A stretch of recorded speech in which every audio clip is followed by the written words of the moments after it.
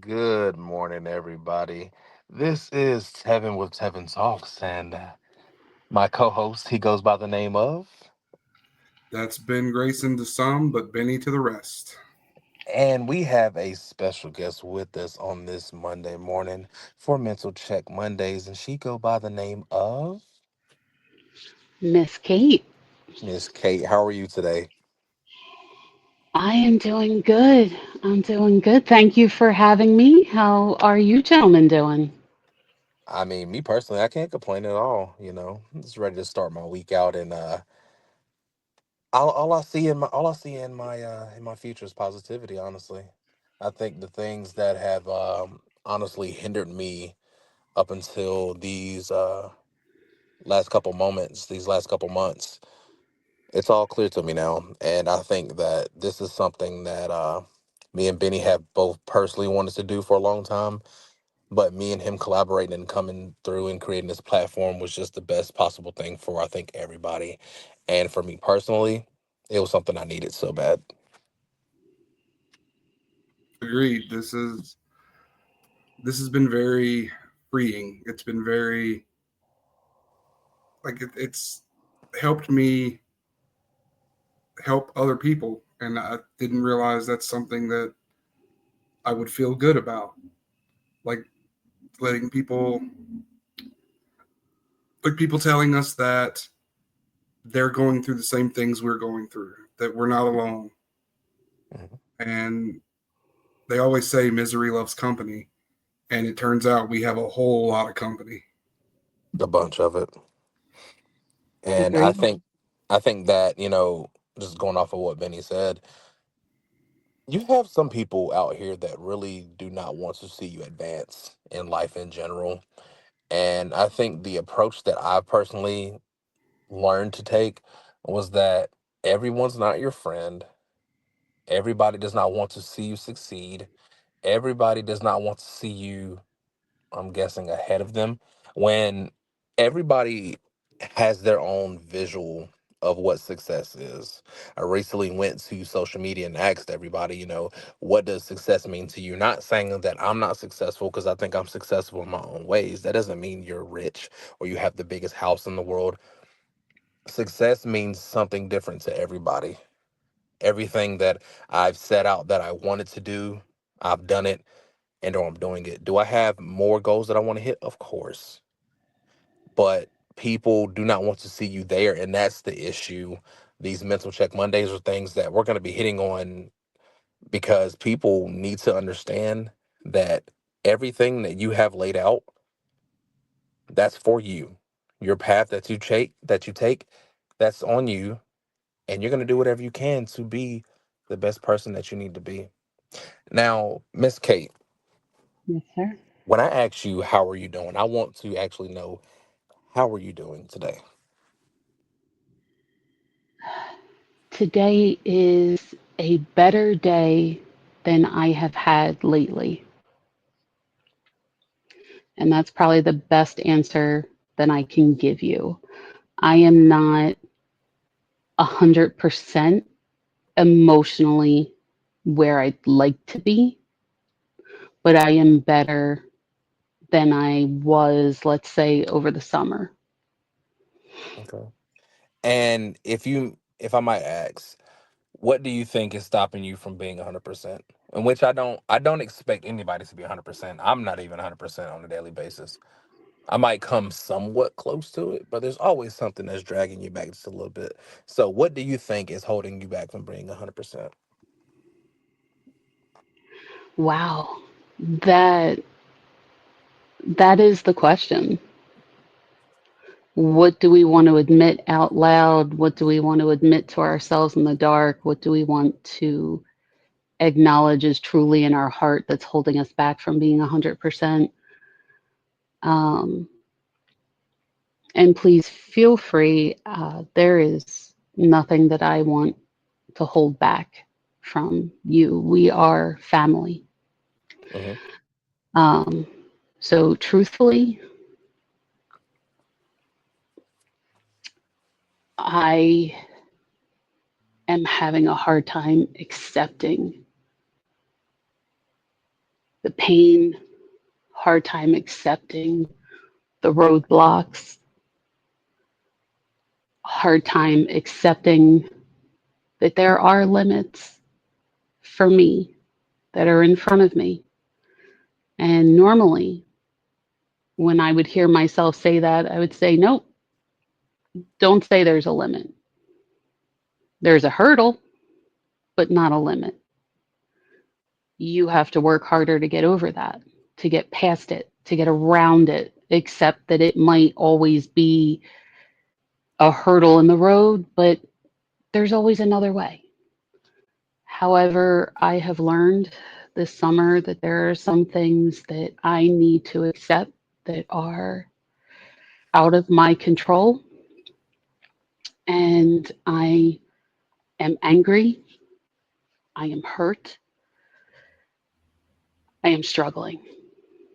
And that's on a daily basis. I could have a moment where I am all smiles and laughter, and a split second later, that pain, that anger surfaces for whatever reason triggers it, and I'm just not okay. And I want to chime in on that. And Benny, you can follow me up if you need to. Before we actually possibly dig into what it is exactly that's on your mental and what's hurdling you, what's possibly stopping you, I want you to understand that for one, we love you, and that when I say that I want the best for people, that's exactly what I mean.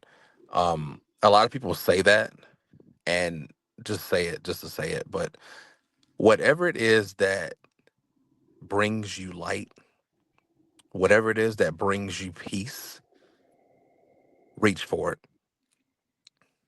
And Absolutely. the first step to this is always, and you're gonna hear this plenty of times, but the first step in this is figuring out that you have an issue, figuring out what the issue is that's stopping you from being the best Kate that you can be.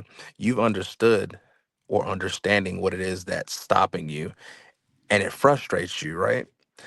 Yes. So the first thing to do is don't hold back from it. That's the worst thing that you can do.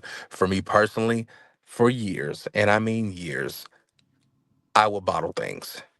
I said this in the episode before. Um, when that bottle is full, eventually, even if you put the cap back on it, it's gonna fizz out.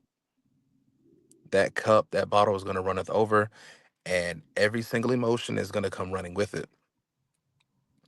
You have to face it eventually, no matter what it is, no matter how bad you want to not talk about things, how bad you want to bottle it and keep it from surfacing to your peers, your spouse, whoever. You got to face it, because the longer that you let that sit inside you, it's just like leaving out some sort of poultry or ground beef. It gets old and it starts rotting. Take that same situation and think of the problems that you have in life. When you set it right inside of you, when you sit it right inside of you and it just stays there and it decays and it rots, it's going to bring out the worst. And I mean the worst, because it's not meant to be there. And you personally, you're going to continue to go through things until you face it. And by all means, that's why me, Benny, my wife Malika, we're here to figure out how, because we're still going through these same things. I don't want anybody to think that, like Benny said, that we're therapists or that we're preachers or that we're guidance counselors. We still face these things on a daily basis, but we're trying to do this as a family and get through it together. It might not be something that stops you right then and there and makes you feel better immediately, but the fact that you're taking the steps to figure it out, that's when you start to shine. What do you think, Ben? I'm with you on that. And Kate, you talked about having to admit that there are limits, and that is a hard realization to come to. You and I are about the same age. Um, it's hard realizing that there are just some things your body can't do anymore, and your body is just your body's a jerk, and the human brain is a butthole. But it's you want to be that independent person. You want to be able to still do for yourself and do the things you used to do. And it's such a hard realization to realize you just can't. Or maybe you can, just not as much as you could before. Hmm. And dealing with that alone, that's enough to just drive you into a pit of despair. And that's something like you and I had a conversation a few weeks ago, and I kind of talked to you a little bit about what happened in my past and what I'm currently going through, and the realizations I've come to in the last year and a half, 2 years, and it changes your whole mindset, and then you have to learn to live with that mindset. Yes. And everything you two gentlemen just said was beautiful. Absolutely. I appreciate you both. I love you both. I love Malika. What you said is 1,000% on point, both of you. And yes, none of us are therapists. And with everything I've been through in my life, I've always been one to talk about it with everybody. Not because I want attention. That's not who I am. And if you know me, truly know me, you already knew that. I'm not an attention whore, as the expression goes. But when you share your story, people learn from it. It gives them something to think about. It triggers something. Hey, I never thought of that. Oh, wait, that kind of my situation's not the exact same, but that's similar. I should look into that. Sharing knowledge, whether it's an emotional experience or you're going to school and the teacher's telling you to open the book and look at chapter 2 is the same thing. That's how we learn, it's how we grow. And that is the greatest gift you can share with anybody that'll listen is the information you've gathered through your life. And that's what three, you two gentlemen and Malik are doing is you're taking your time, your life experience, the knowledge you've gained, the things you've tried, and you're sharing that. That's a beautiful and wonderful gift. And it doesn't matter that you're not a licensed therapist. This is just a conversation among family, among friends, and it's a safe space. And it's beautiful that you're doing this. And we appreciate that, because many car rides that me and Benny have been on, me, him, and J.R. Miller, things we discuss all the time, but just digging deeper, you know, especially as men, nobody really talks about it. I got a buddy of mine named Justin Foster, and he hits on this every single episode. He says, just the fact that as men, you guys are explaining and talking about mental health is serious because nobody does that. A lot of people try to run from it, and it's not just men, of course. This is everybody. But I know for a fact, me 5 6 years ago, I wouldn't have done this. Not only wouldn't I wouldn't have done it, I wouldn't have thought that it was available because nobody makes it a deal as it should be. And that's Right. why at Tevin Talks, we're trying to make that available to everybody.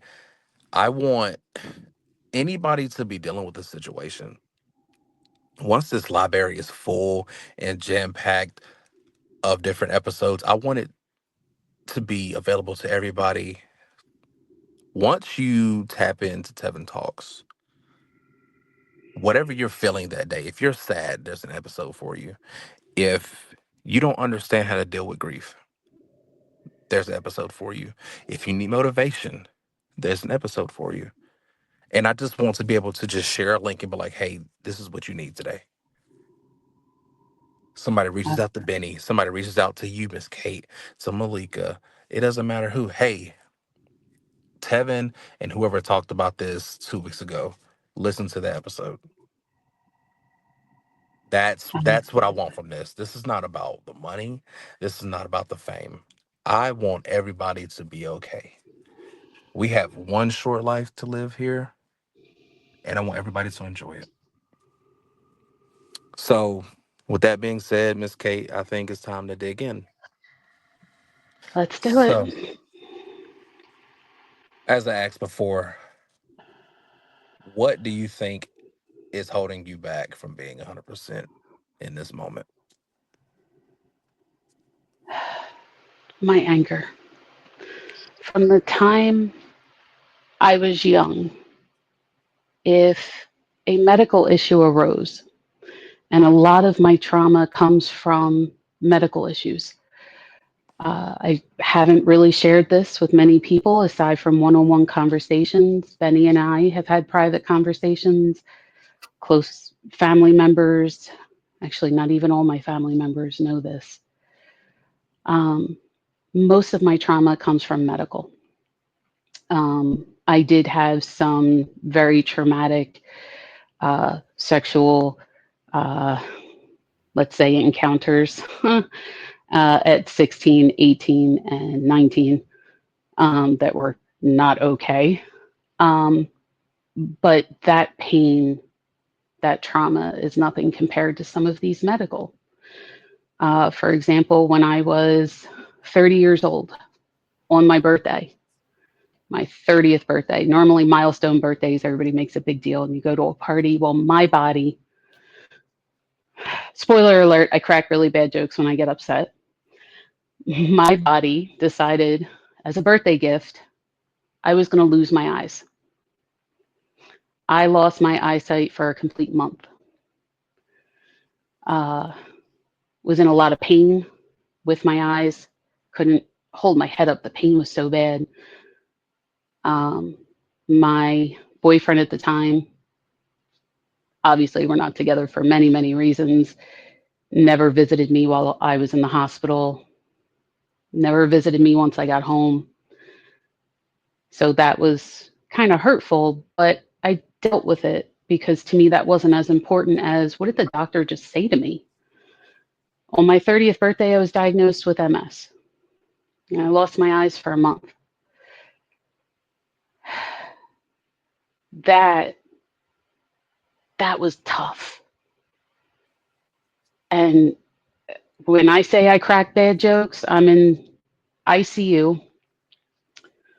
Neurologist comes in to give me the news, and he looked at me and he said, "Do you understand what multiple sclerosis is?" I swear to you, my mother, as my witness, she was standing next to my bed, holding my hands, tears in her eyes. And I literally looked at the doctor and I said, "Wheelchairs and service dogs.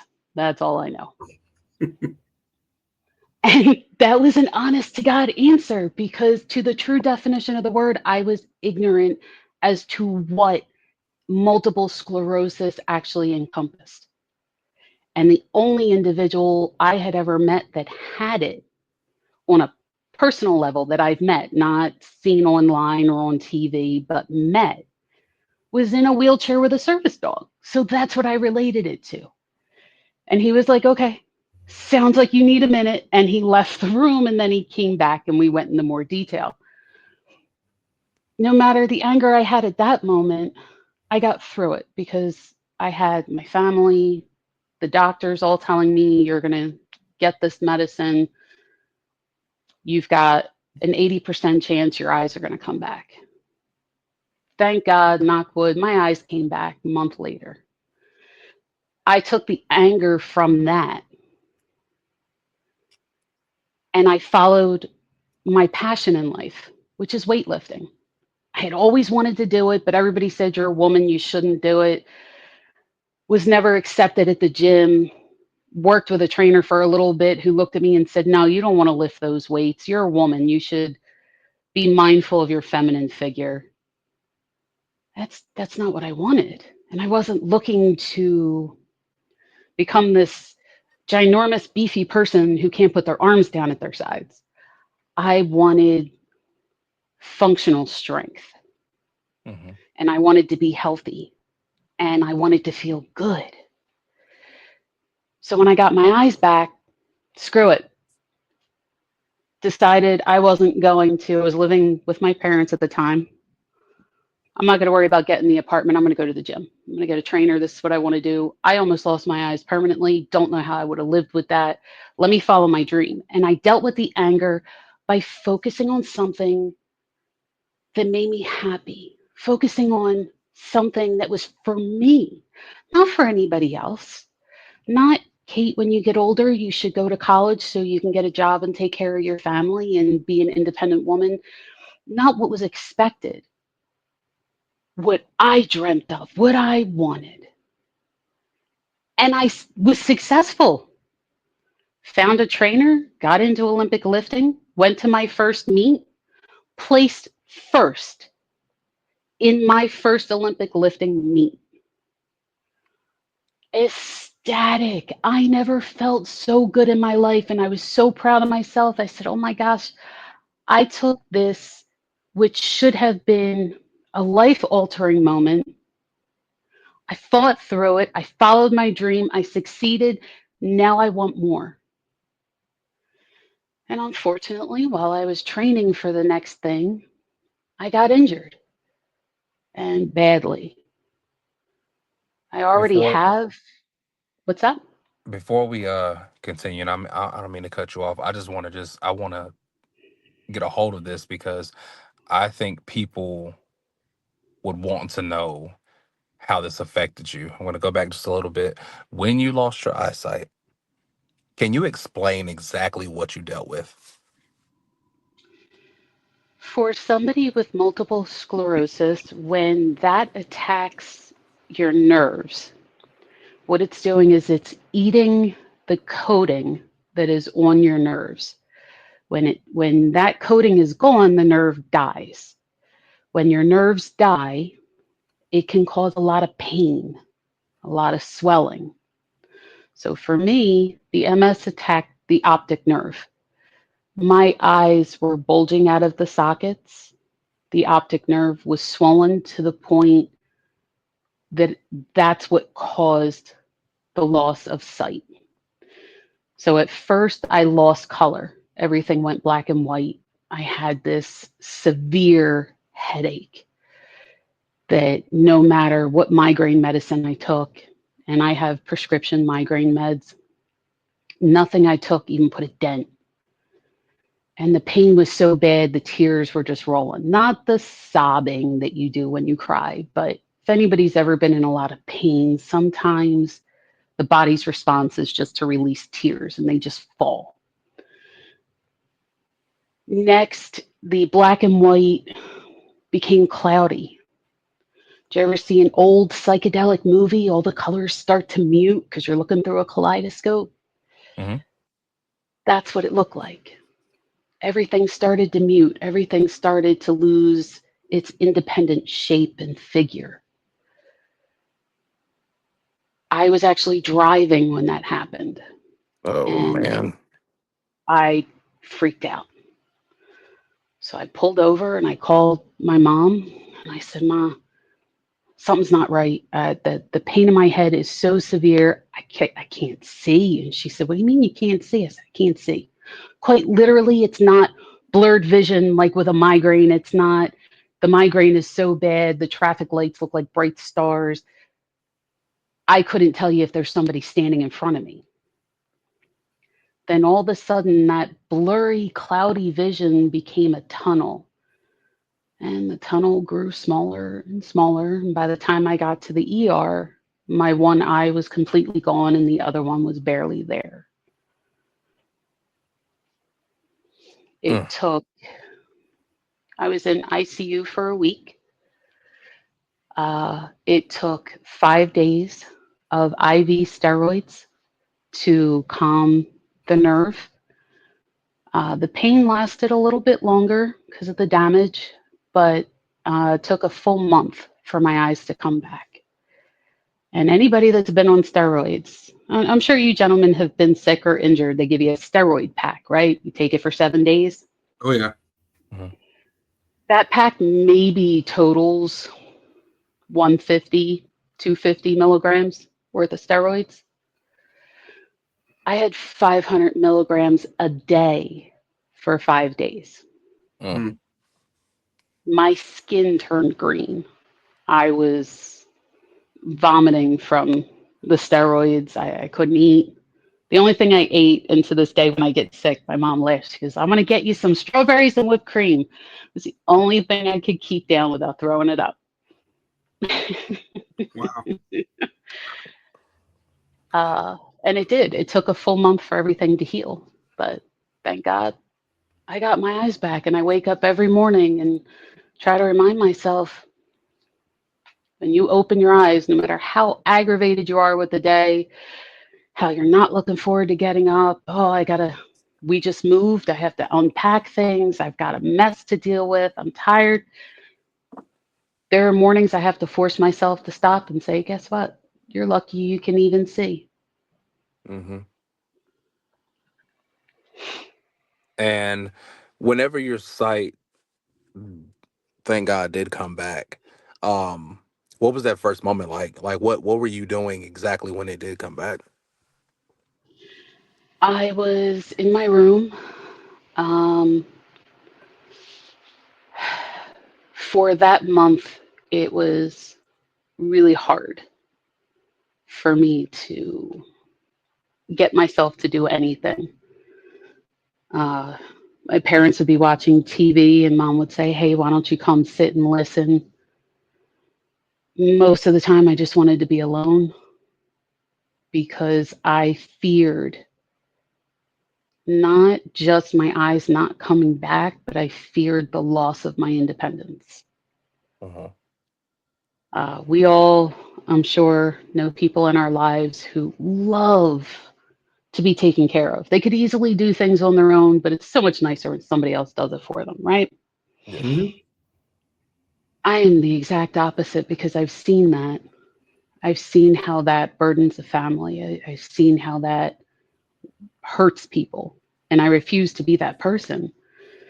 But unfortunately, that fear and desire not to be said person who wants to be taken care of went to an extreme, and it became difficult to accept help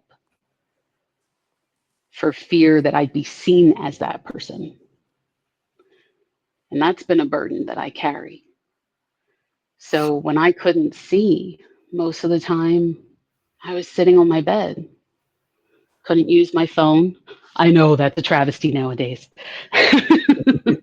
Oh, for sure. I know a lot of people that would lose their complete mind in a week. Right. Um, but what was harder for me, it wasn't that I couldn't see the TV. It wasn't that I couldn't see the phone. It's I couldn't go to the gym.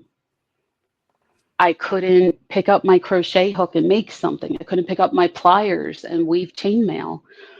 I couldn't see my nephews' faces. I couldn't see my parents' faces. I couldn't see the sun.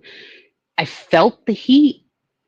You can see the difference between, it's an odd thing to describe, but you can see the difference between light and dark. Just like when your eyes are closed now and the lights come on, the darkness gets a little brighter.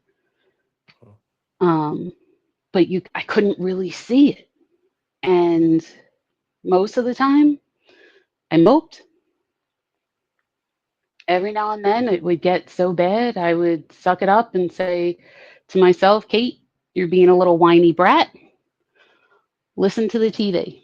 You like your audio books, so what's your problem? Go sit in front of the TV, go sit with people and listen.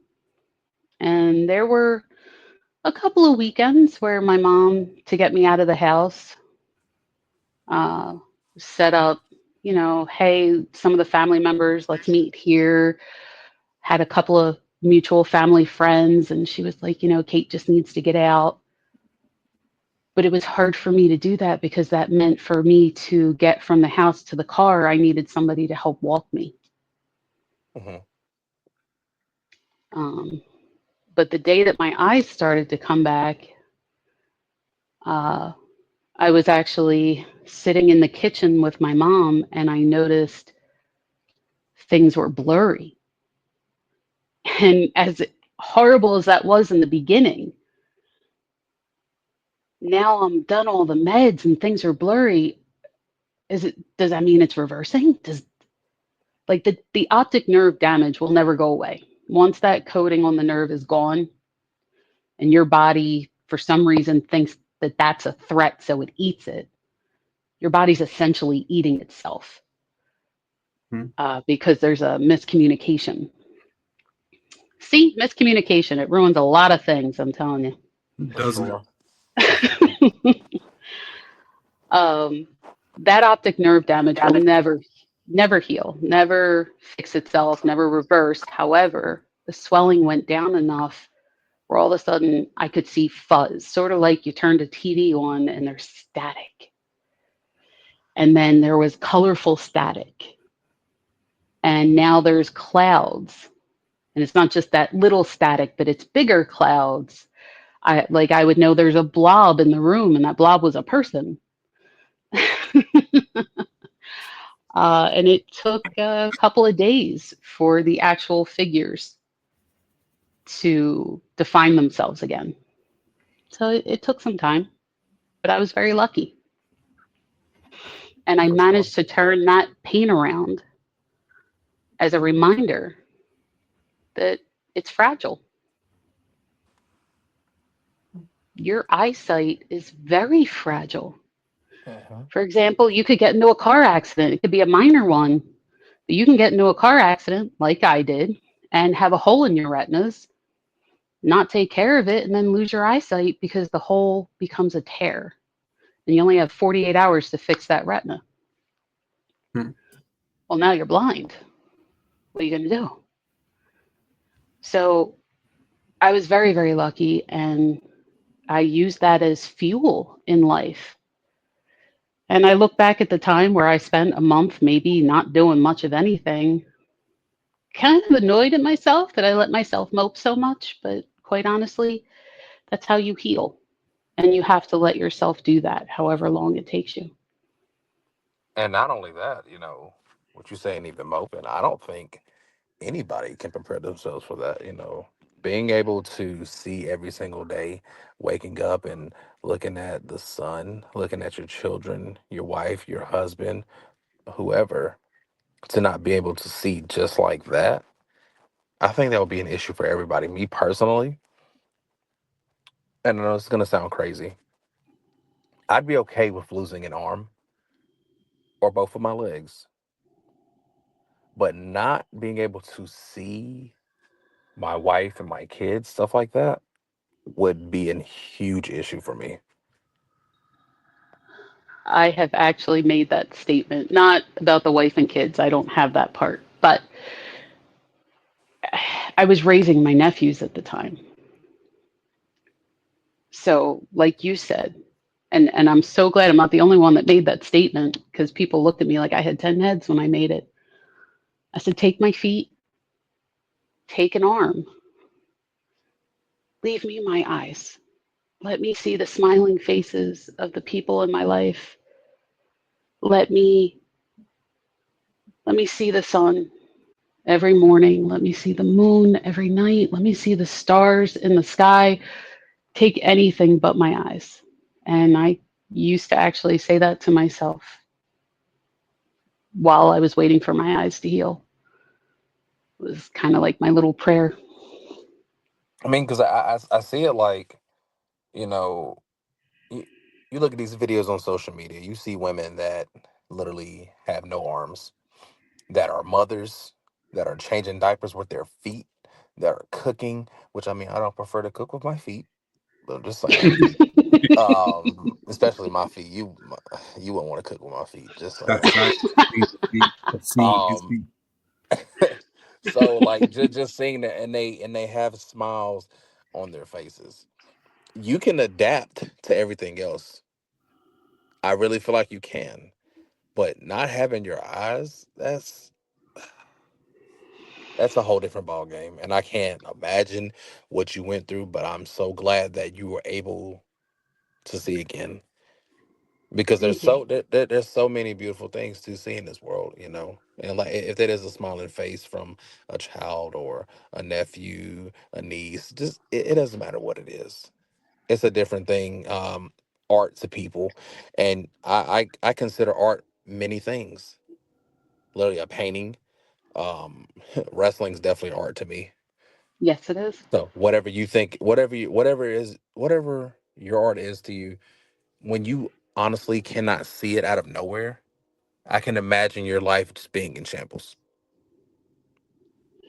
Well, take that pain that you think you would have felt in that moment, amplify it by 100, and that's the pain I felt this summer. That moment where I lost my eyes and got it back is nothing compared to what I went through this summer. Nothing.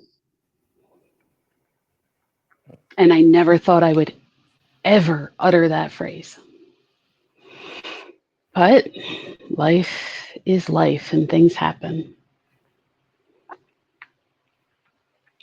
So my question to you, and I think Benny would probably want to know too, if losing your sight is not worse than what you possibly went through this summer, I feel like I have to know what you might have dealt with. And if you tell me right now that's something you're not comfortable speaking on, by all means, no harm, no foul. But I want to help to the best of my ability, if I can. Just you gentlemen and Malika and my fiance Steve and my family, just you guys being there is the help that I need. And you're giving me the opportunity to speak about it in a safe place, to share the story in case there is somebody else who is going through, God willing, not the exact thing, but something similar. And maybe they'll need somebody to talk to and they reach out. I will gladly be there because no matter what I'm going through, I can always be an ear and a shoulder for somebody. So I have no problem sharing, but I just want to make sure you gentlemen are okay and you're along for this ride tonight. So you still good? You with me? Let's get it. I know a little bit about your summer because I stayed in touch with you and Steve. Yep. But by all means, go ahead. So this summer got triggered by two major surgeries I had over COVID. Um, so we're going to rewind just a little bit. When I was involved in the weightlifting, my coach was very excited at my progress and wanted me to train heavy. And when you perform Olympic lifting, there's two major movements. One is called a clean and jerk, and one is called a snatch. And yes, there's a lot of really great dad jokes there, but for the sake of time, I will let this slide. Um, I was trying to go heavy on my clean and jerk. My clean and jerk was maxing out at 120. All right, I do pounds. I'm not good at kilos. 125 pounds. My and I wanted to get it up to 135, 150 by the next meet. Well, we were going heavy and did not realize somebody had spilt water on the wood platform. Coach didn't say it. I didn't say it because apparently it was behind me. So why would I look behind me? When you clean and jerk a bar, the bar comes from the floor up to your rack, which is your collarbone and your shoulders, and then you jerk it above your head. And when you jerk it, you do a split jerk. So supporting foot back, other foot forward. Never thought in a million years that one movement, that split second, would affect me for the next 10, 20 years. My back foot hit that puddle of water and 125 pounds came crashing down on my spine. In one movement, I broke the talar bone in my left ankle and fractured my right hip. Didn't know it. Knew I had pain in my ankle and my hip, but everybody kept saying at 190 pounds, I was overweight, and that's why I was in pain. 6 weeks went by, found out exactly what I broke. Nobody would look at the hip because, again, I was considered morbidly obese at 190 pounds, 5'6". Which is BS, by the way. The BMI chart is ridiculous. Much agreed. So we found out the talar bone in the left ankle was broken. And the only way to fix that is with a bone graft. And if bone grafts don't work, joint replacement, which is for the ankle, not very successful. At least not at that time. It took 3 surgeries to semi-fix the ankle. And 6 years later, I was still in pain. Doctor told me, nerve damage, you're going to be in pain the rest of your life. And I'm like, well, I've got moderate to severe fibromyalgia, so I'm in pain every day anyway. It's just a matter of how much pain. So screw it. Is what it is. Got back to training, found out pain in my hip was worse.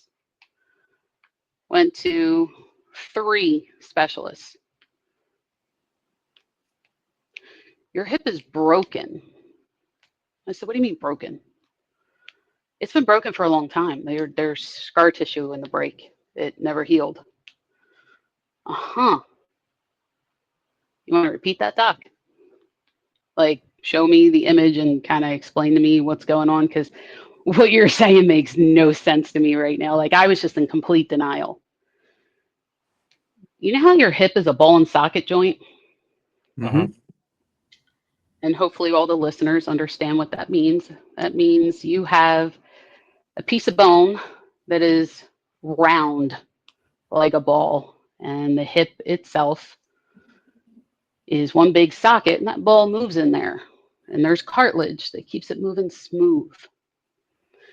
That ball was the shape of a mushroom, and the amount of fractures in the socket, there wasn't a solid piece of bone. Mm-hmm. The doctor said to me, I don't know how you're standing. I said, so when I hear the click and it feels like it gets stuck and I pop it and it hurts like hell, what's that mean? You just made another fracture, because that's a mushroom and it's getting stuck because it's supposed to be round and it's not round. And by the way, you have shards of bone because it's just bone on bone. There's no cartilage and it's shaving the bone. So these shards, when you get those sharp pains, is the shards of bone are actually stabbing the socket and tearing into the other bone. So you're in. That's why you hurt. Oh. So, okay, what's that mean? He goes, we have to replace your hip. But at that time, I had let myself gain weight. I was up to 250 pounds. Wasn't happy about the weight, but I was in so much pain, I kind of gave up on the lifting for a bit. And he said, you're 100 pounds over the limit for hip replacement. I said, well, that sucks, because how am I supposed to lose the weight if I can't move? He goes, yeah, speaking of which, I want you in a wheelchair. I said, that's not happening, doc. Find another way, because that's not happening. I live by myself. I work 2 jobs. You're dreaming. He's like, well, you're at least going to need a cane, but it's going to get worse. And one of these days you're going to fall, or you're going to wake up in the morning. It's going to be so stuck. When you go to move it, you're going to actually shatter it and not be able to put weight on the leg. It's like, doc, what am I going to do? Let me preface my answer with, I understand a lot of people make this choice and are very, very happy with it. As a matter of fact, we all know a particular fan who has had this next surgery I'm about to mention. Very successful for her, and I'm thrilled.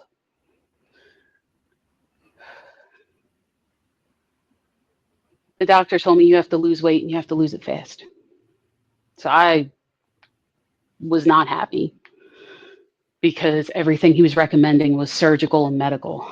And I'm like, dude, I lost 90 pounds on my own last time. Like, I can do this. I just need time to do it. He's like, the pain's going to continue to get worse and you're going to lose mobility. You're not going to be able to do this on your own. So I went and looked into liposuction. Unfortunately, my body likes to throw blood clots. So I had already been in ICU twice but at that point because of blood clots I've thrown.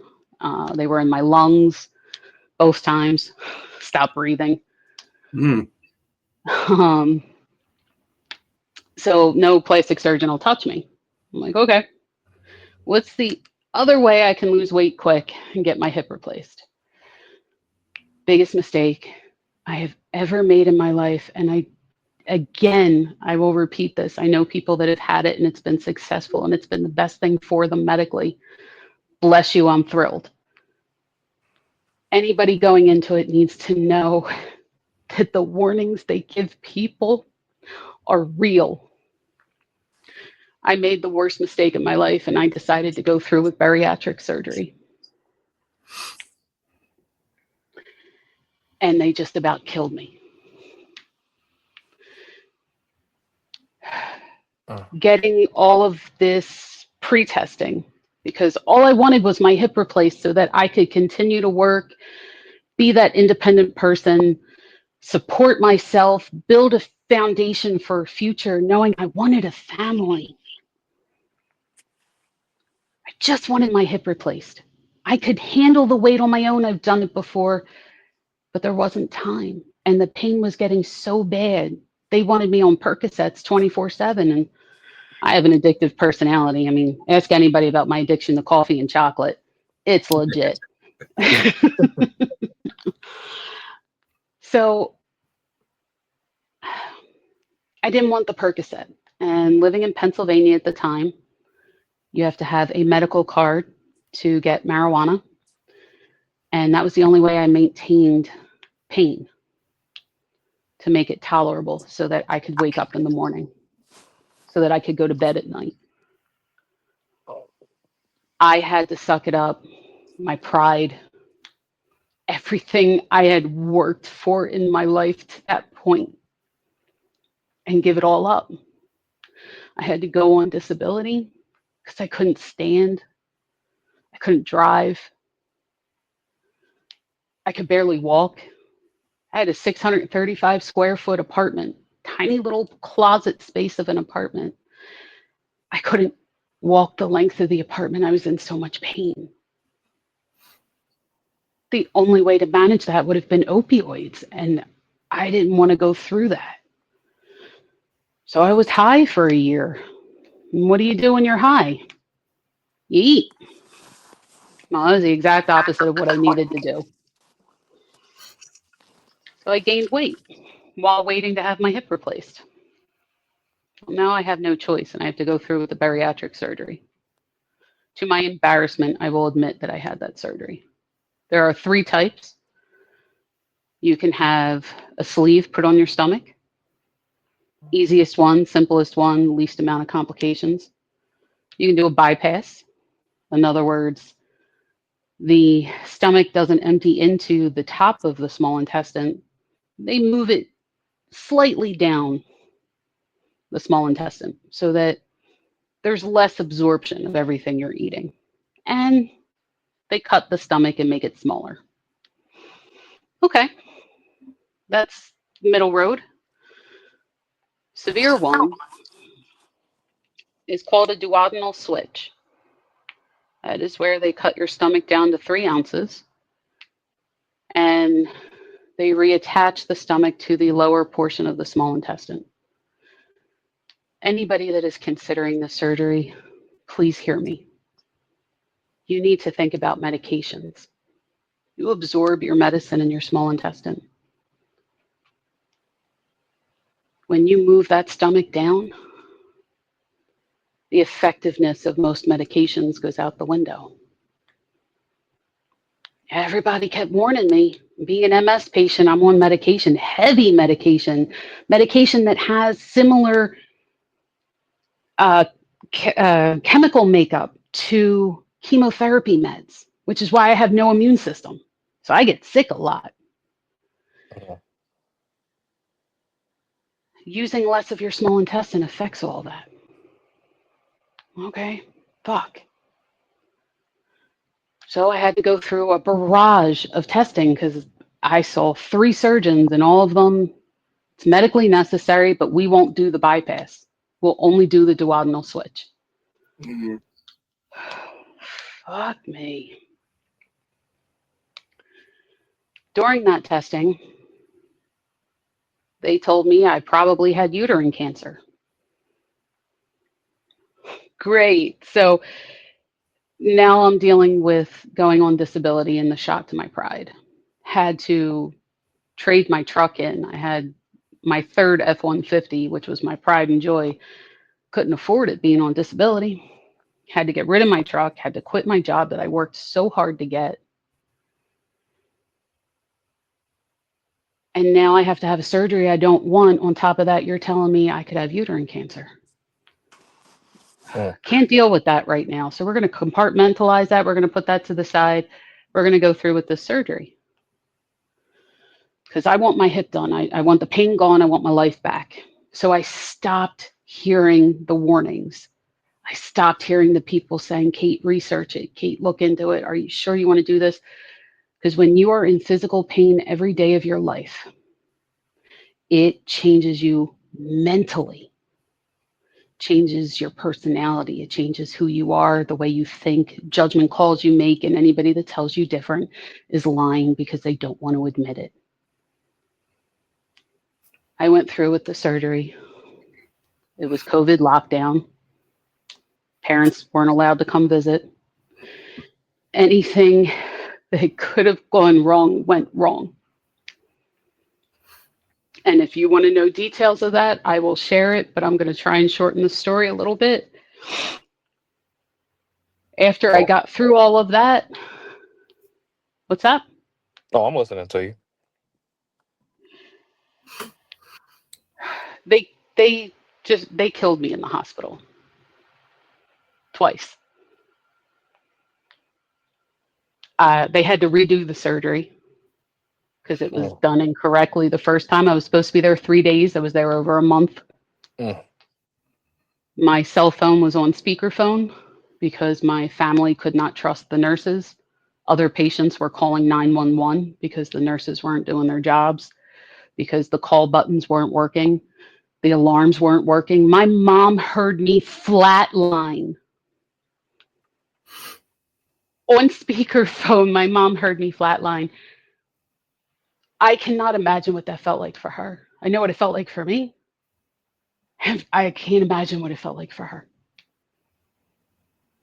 Mm. My dad had to call the nurses station because the alarms weren't working.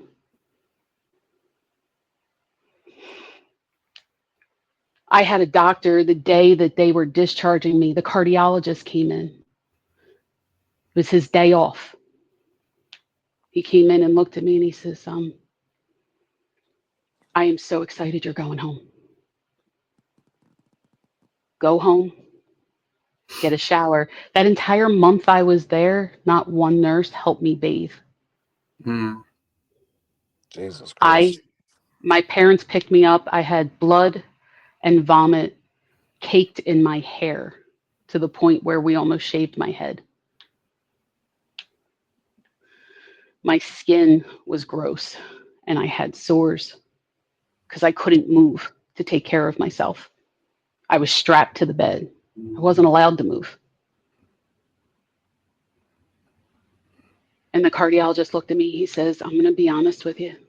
Go home, get that shower, sit on your bed, and take a minute to process things. None of us thought you were ever going home. He said that, and I broke into hysterics. None of the doctors would tell me shit while I was there. And then on my last day, you say that? I understood why he said it, but it didn't mean it didn't hurt. Didn't mean it didn't scare me. I had I have a lot of PTSD from that.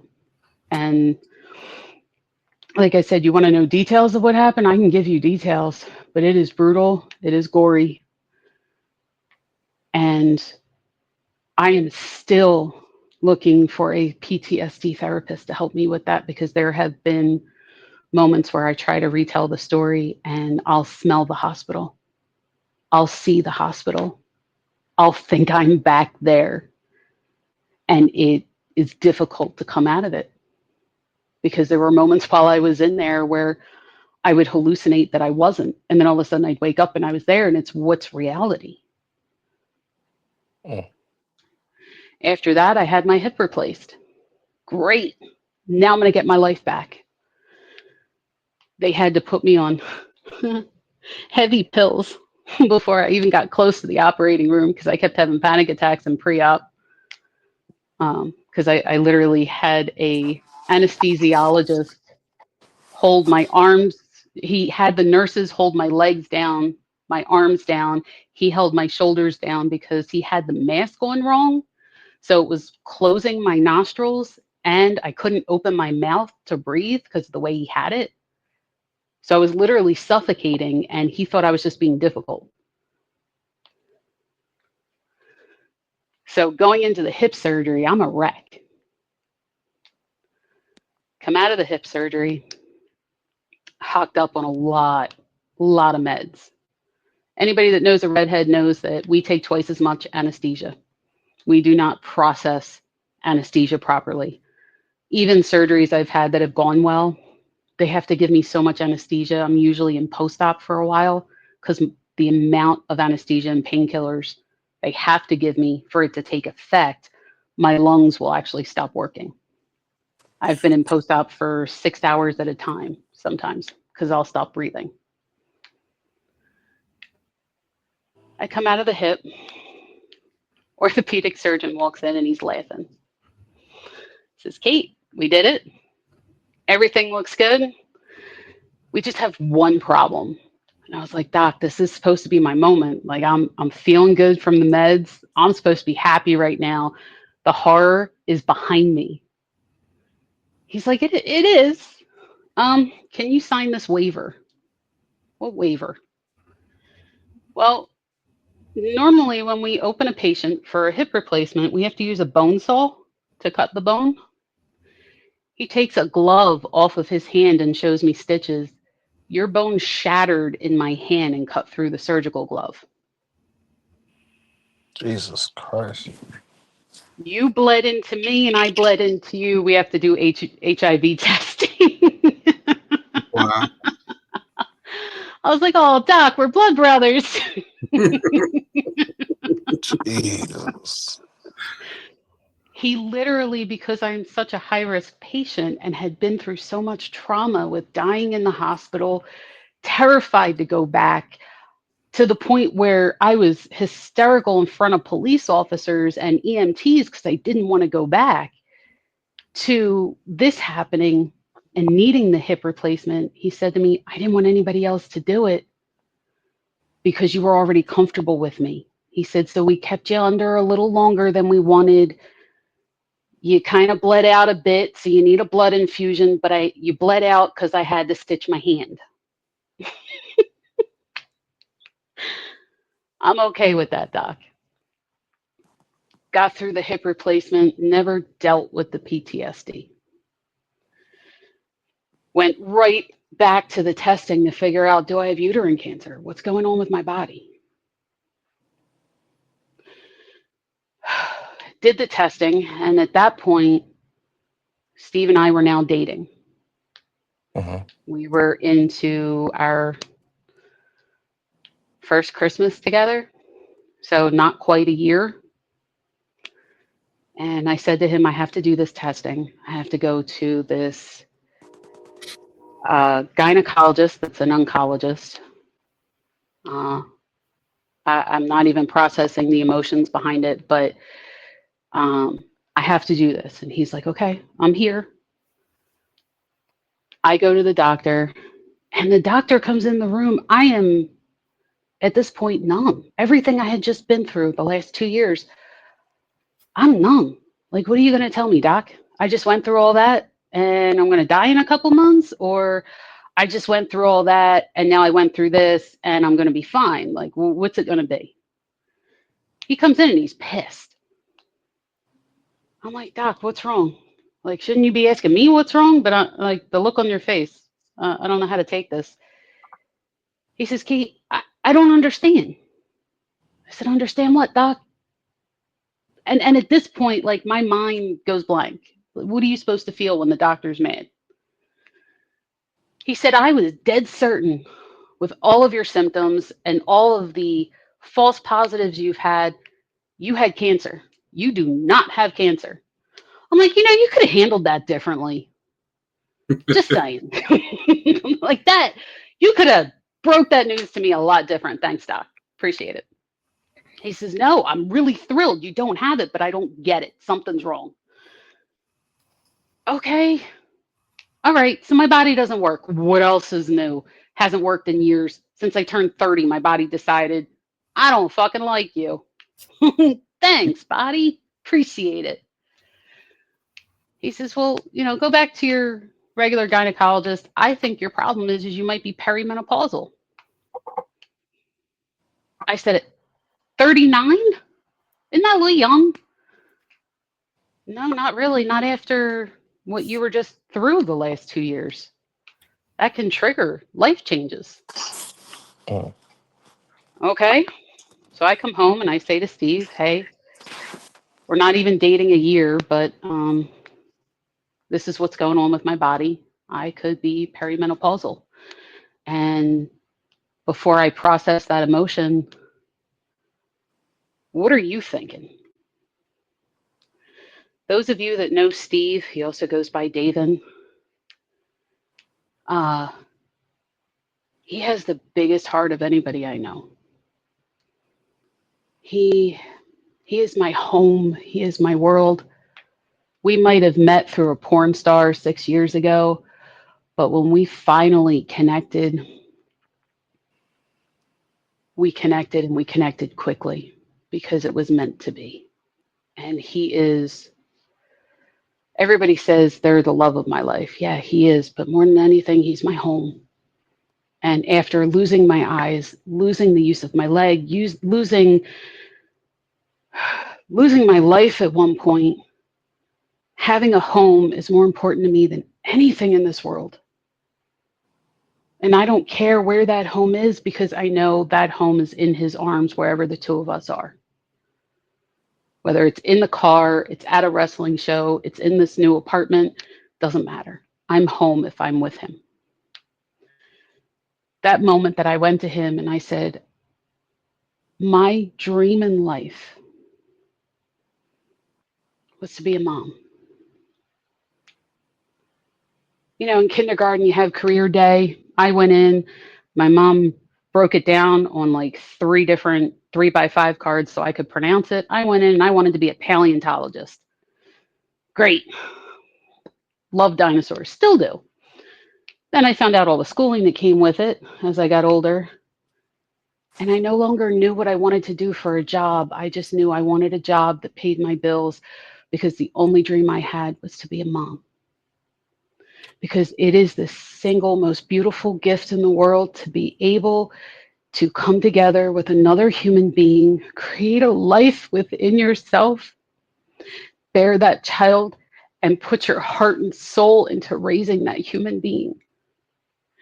And I have looked forward to that since I've been a kid. Steve didn't hesitate. He said, let's make the appointment. Let's go to the doctors. Went to the doctor. I am perimenopausal. And if I ever wanted to have children, I had to go through fertility treatments.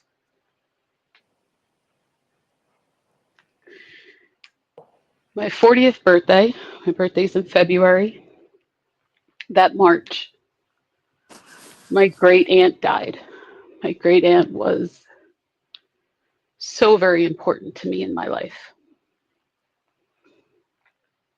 She literally waited for me to show up. And the minute I said to her, it's okay, I'm going to miss you, but I know what it feels like, and I'm telling you, it doesn't hurt. Just close your eyes. The pain will go away. And the minute I said that, she died. Her funeral was a week later, and on the morning of the funeral, I went in for my first fertility treatment. Steve and I were dating a year at that point, and Steve didn't hesitate. He said, "Whatever our future holds, both of us have always wanted a child. Let's do this." I sunk my savings into it. Didn't care.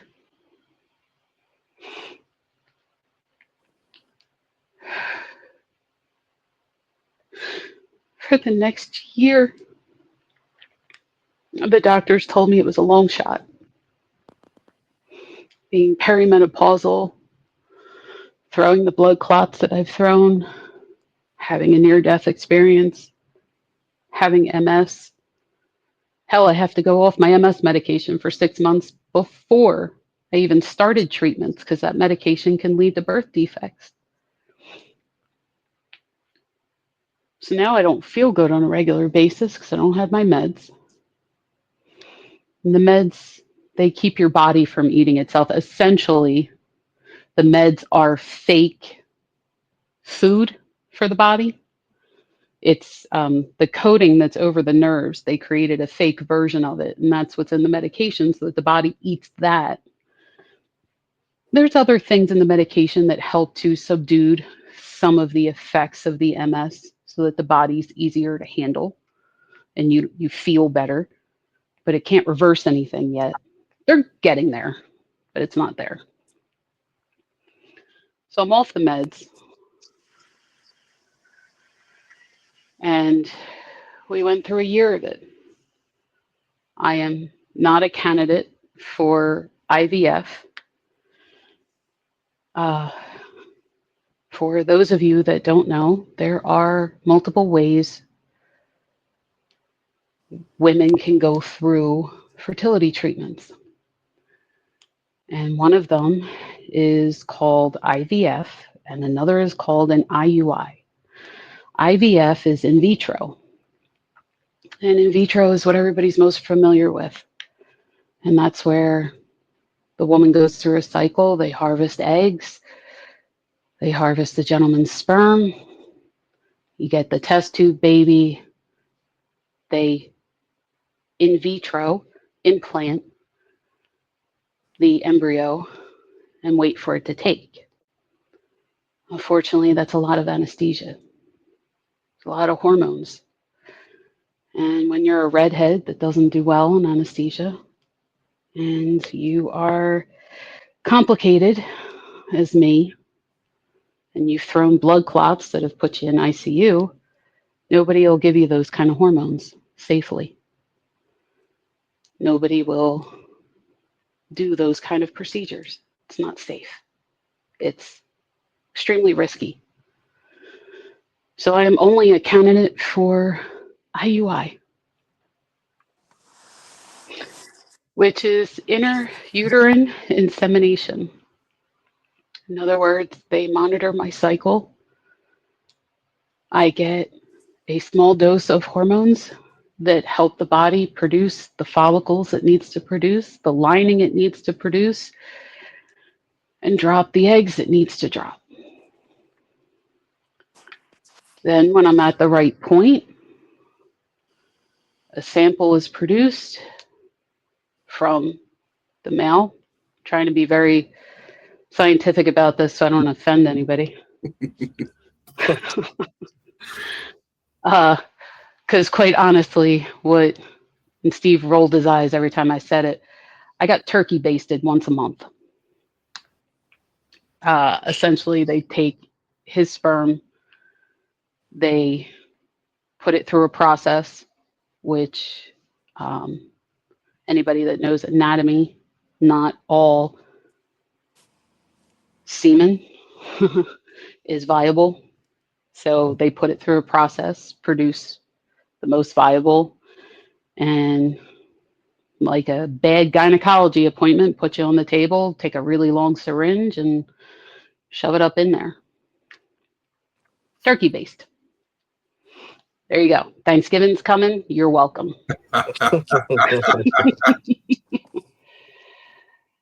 We went through a full year.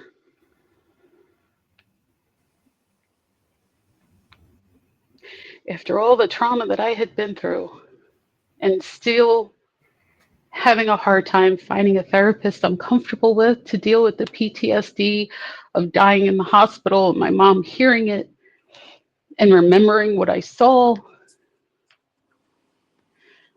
I go through these fertility treatments with the person I want to spend my life with, thinking I've survived every odd that's been put in front of me, every obstacle that has been thrown in my wake, every mountain that has popped up. I have gone through, over, or around, but I have made it. There was no way, there was no way this wasn't going to work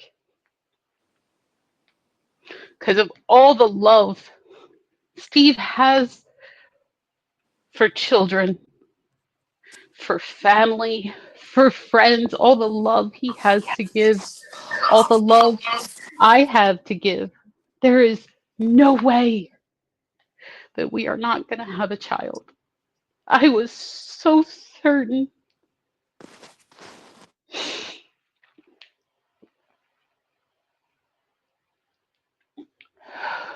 I had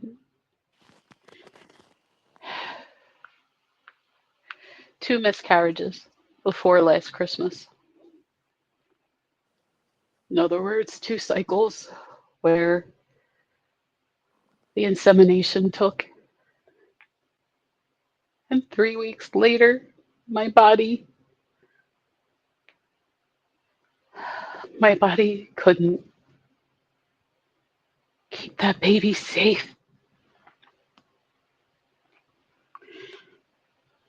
So I took a couple months off, and the doctor said normally we do 3 IUIs, then move to an IVF. And I said, okay, but you told me I'm not a candidate for an IVF, and we've done 6 IUIs. He said, I know. I promised you that we would try, but you are perimenopausal. You are 40. I hadn't turned 41 yet. You've been through trauma. Your body's very confused. You have 1 ovary that's not dropping any eggs. As much as your uterus is viable for a pregnancy, the odds are against you.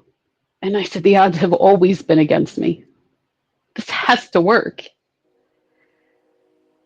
After begging and pleading, they agreed to do 1 more. So this last February, we did our last one.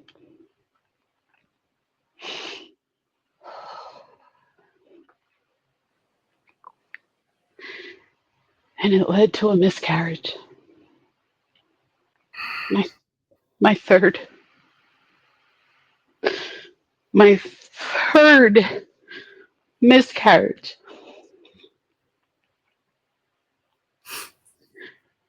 Two weeks later, I immediately fell apart.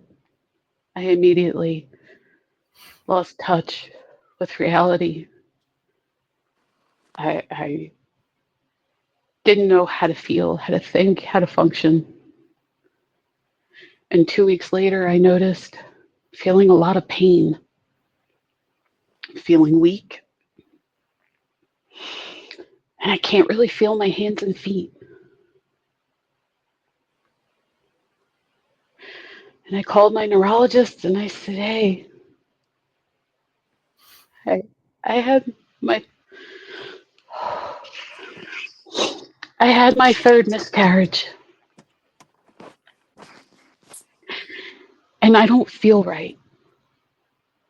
And he says, okay. And if anybody knows me, I don't complain. I am so used to being in pain. I'm so used to being uncomfortable. It takes a lot for me to say, I'm not okay. And when I called him, he knew that. I've been working with him for 12 years. He knew that. And he says, well, you haven't been on the MS meds for over a year now. It's going on a year and a half. And 3 miscarriages, you're in the middle of an MS flare.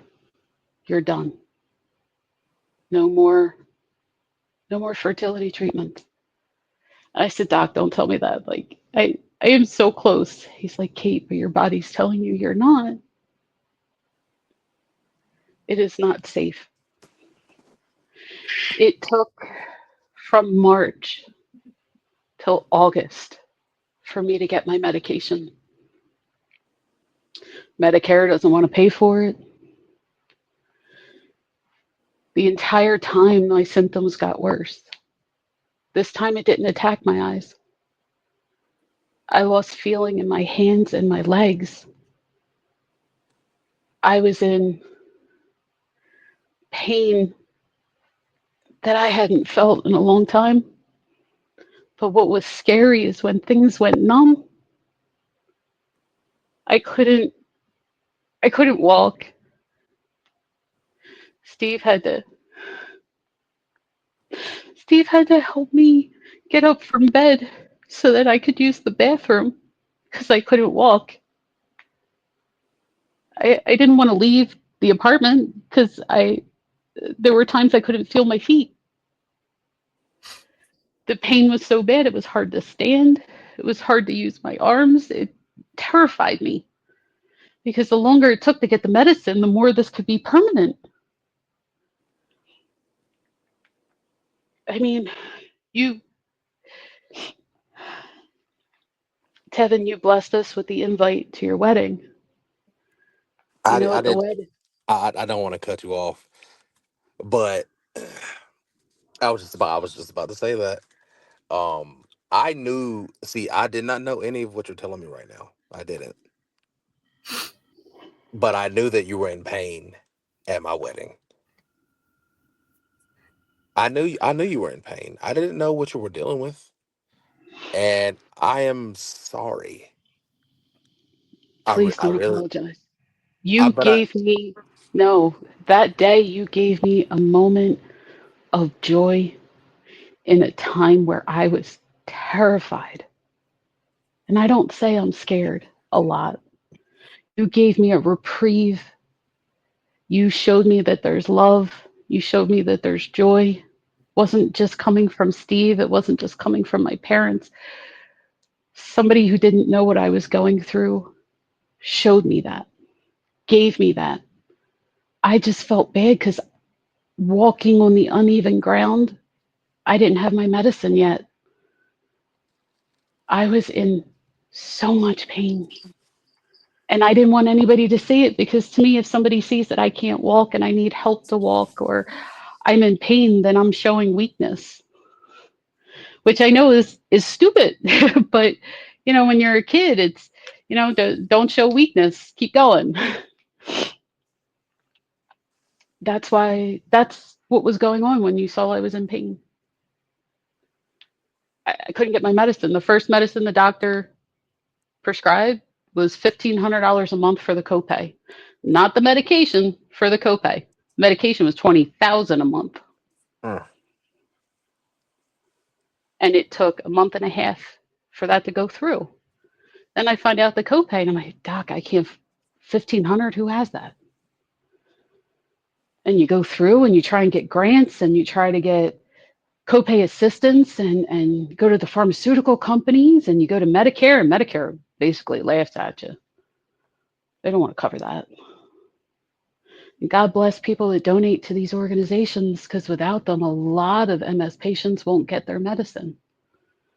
Unfortunately, all the funding that was available was being utilized. It took 3 medications for the insurance company to finally approve something that I could try and finagle to struggle every month. My copay for my MS medication is $100. It's nothing compared to 1,500, but when bills are tight, $5 is too much. So when I Understood. say I'm not okay, I'm not. I'm angry. All the fear and pain I went through when I was first diagnosed at 30 is nothing compared to what I went through this summer because they were all obstacles that I was able to get around. This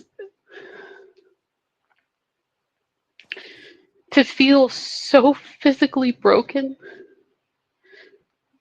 to feel so physically vulnerable, so physically weak.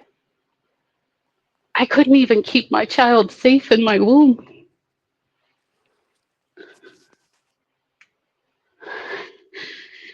I couldn't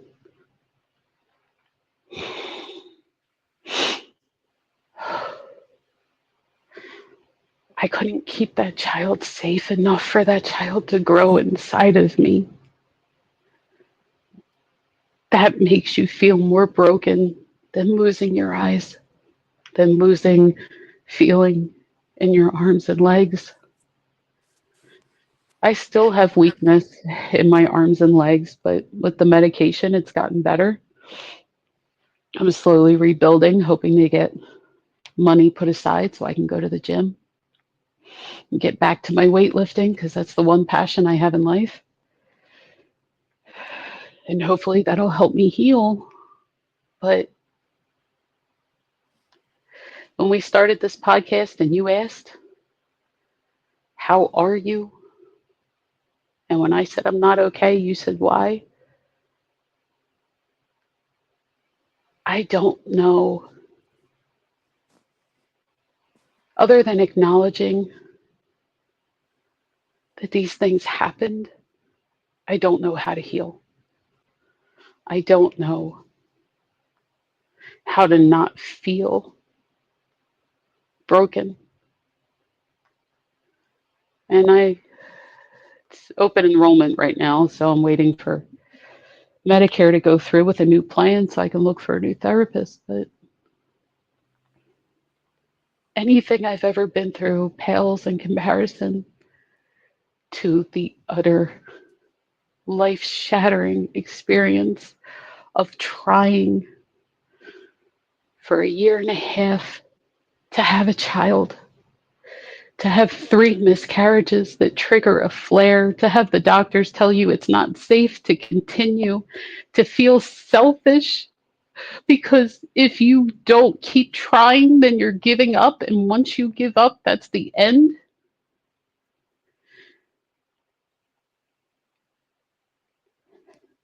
But I need to find a way to heal because one way or another, Steve and I will have a family, whether it's through adoption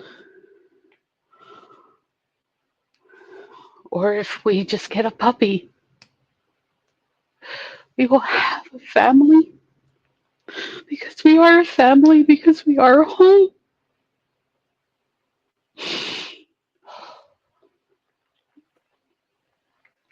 And I want you to know that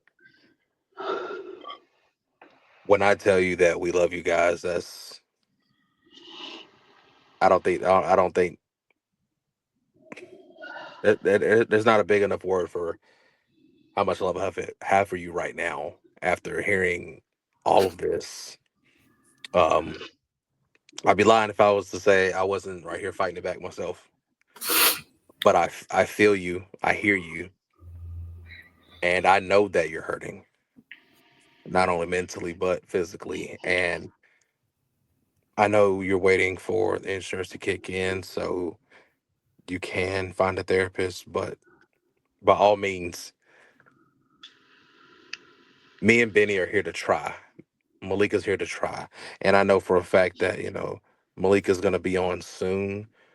She's going to be doing her own segments. And I promise you, the stories that you all will share with her and that she will share with you, this will be therapeutic for someone like you and the things that you have been through.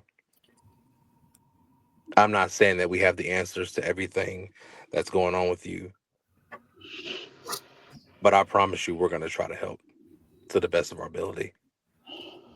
And I pray that when you're listening to this, that it does give you a sense of clarity, because I'm not 100% sure on this, but I don't think you've actually been able to express exactly to this extent what you've went through. And I hope that it actually gives you some relief. The miscarriages and the loss of your babies, that is something you'll never forget. I know that. And me being a man, I'll never be able to be in your shoes or my wife's shoes for losing a child, and the feelings that you guys have had and the pain that you've went through. But we're here. And whenever you need that shoulder to lean on, we're here. You need to vent, we're here. We care about you, and we want you to be the best case possible. And I know for a fact, just after hearing what you've said, you're taking the steps to become that person, and you're going to become that person. Y'all will, whatever that's you having a baby, you adopting, or you having a fur baby. Like you just said, you're going to have a family. You're going to love on that baby, and you're going to be happy. And I can't wait to see this all come in full circle for you. And Stephen, you deserve it. And I know for a fact that when the opportunity is coming your way, you will embrace it, and you'll be able to smile through it.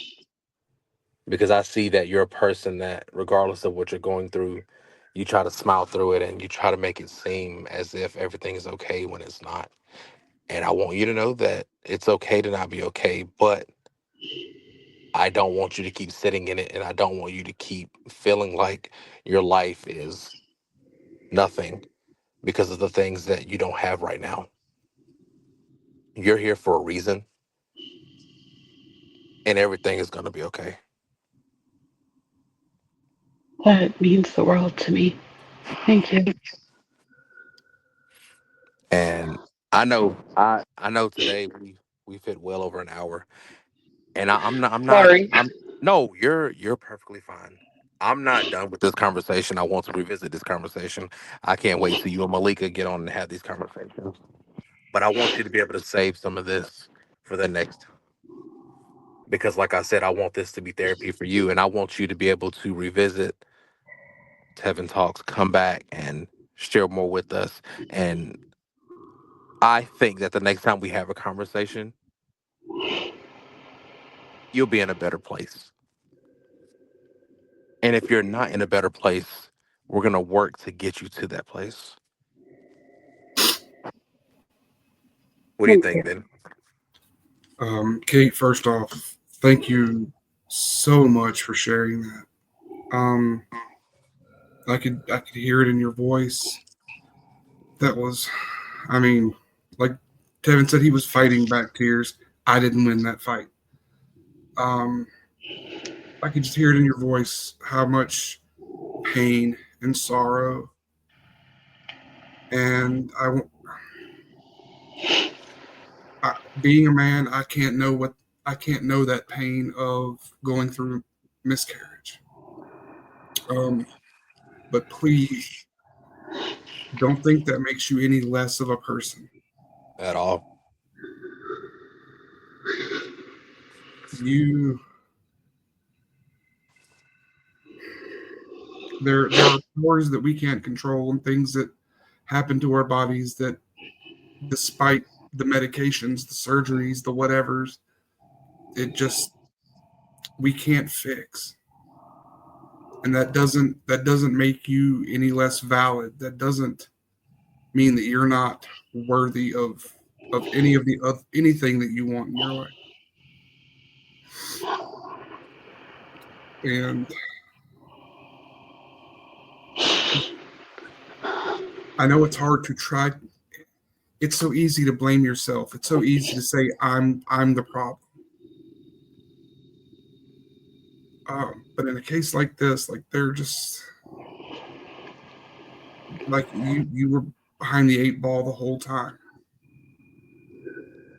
That doesn't mean that there's something, fundamentally wrong. That doesn't mean that there is a reason for this. Like, as much as it sucks, sometimes,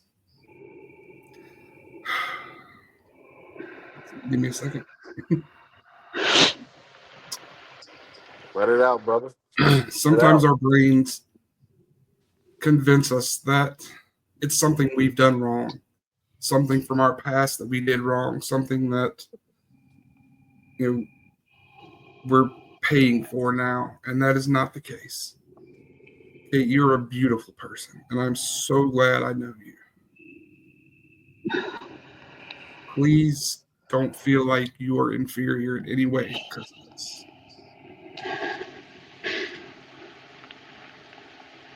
Life, as the kids say nowadays, life be life, and we're human, and we fall short on a daily basis. But the fact that you're able to wake up every single morning and put a smile on your face,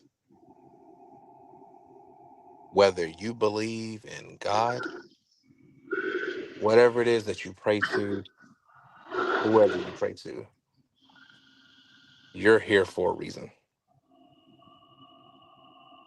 And if it was for you to tell that story so the world can hear that and let somebody else know that they're not alone and they're not the only one going through what you're going through, by all means, Kate, you did your job. We love you and we care about you. And I promise you that Tevin Talks will always be a platform for you to vent, for you to tell your story, your family, and we're here for you. I can't thank you both enough. What you both just said, and hearing the love and the sincerity and the emotion and the tears. Sorry. It's all good. It truly means the world to me. I was nervous about sharing the story, not because of being ashamed, but it's a hard pill to swallow. And it's hard for people who aren't in it to listen to it. And Mhm. I didn't mean to make you guys cry. um, definitely wasn't my goal, but it means a lot that, oh, that you When you care. leave here tonight, you're gonna feel a sense of relief. I can guarantee this. I know what you told us that you've been through and are going through, but I guarantee you when we end this tonight, you're gonna feel a sense of relief. I know it. These things aren't easy to talk about. They're just not. Um, but and as I said, I think in one of the previous episodes, I've been seeing a therapist since February, and I've learned that